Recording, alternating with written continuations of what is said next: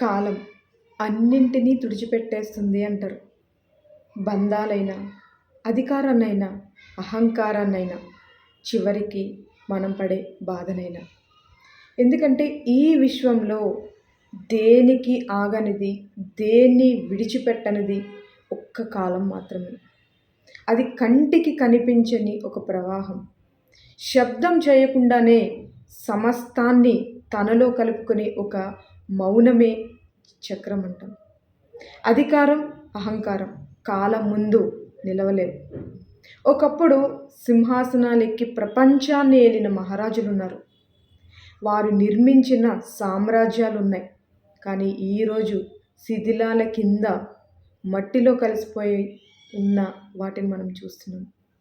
నేను అనే అహంకారంతో విర్రవీగిన రూపురేఖలు లేకుండా చేసేది కాలం మాత్రమే.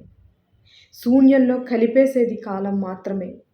గర్వం, హోదా, అధికారం ఇవన్నీ కాల ప్రవాహంలో క్షణికమైన మెరుపులు మాత్రమే. బంధాలైనా, జ్ఞాపకాలైనా కాలక్రమేణా మసకబారిపోతాయి. ఒకప్పుడు ప్రాణంగా భావించిన మనుషులు ఒక్కొక్కసారి దూరమవుతం కూడా చూస్తుంటాం.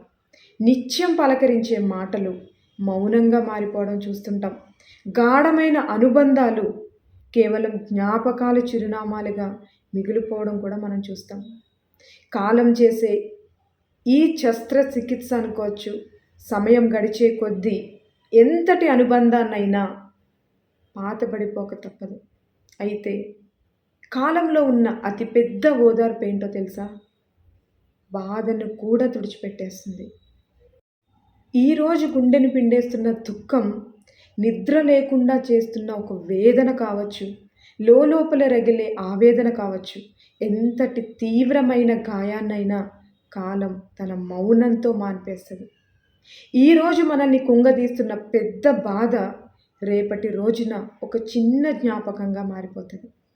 కాలం మనకు నిశ్శబ్దంగా నేర్పే ఏకైక పరమ సత్యం, ఏది శాశ్వతం కాదు. అహంకారాన్ని వదిలేసి ఉన్న క్షణాన్ని మనస్ఫూర్తిగా జీవించడమే మనం చేయగలిగిన పని. బంధాలు ఉన్నప్పుడే మనుషుల్ని ప్రేమించాలి. జీవితం ఉన్నప్పుడే ప్రతి క్షణాన్ని గౌరవించాలి. ఎందుకంటే కాలం ఎవరి కోసం ఆగదు, దేన్ని వదిలిపెట్టదు.